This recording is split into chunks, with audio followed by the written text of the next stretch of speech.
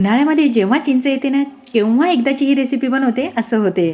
तर चिंच आणल्याबरोबर सोलून घ्यायची. जेवढी चिंच होती तेवढाच गूळ घेतला. लाल तिखट, चवीनुसार मीठ, धना पावडर, जिरा पावडर, काळं मीठ, वेलची, अद्रक, लसण, कांदा, कढीपत्ता, बस एवढंच लागणार आहे.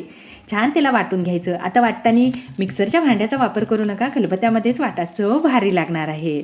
आणि वाटताना एकदम पेस्टसुद्धा वाटायची नाही, थोडं अधरवधर वाटायचं. इथपर्यंत वाटल्यानंतर अर्धी वाटी पाणी टाकलं आणि छान त्याला घासून घेतलं.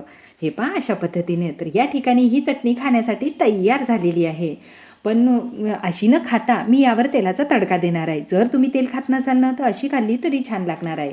तेलामध्ये जिरं मोहरी कडकडल्यानंतर तो तडका त्यावर फिरवला, म्हणजे 2-4 दिवससुद्धा खराब होणार नाही. पण मला वाटत नाही ही 2-4 दिवस राहील, आजच संपून जाईल.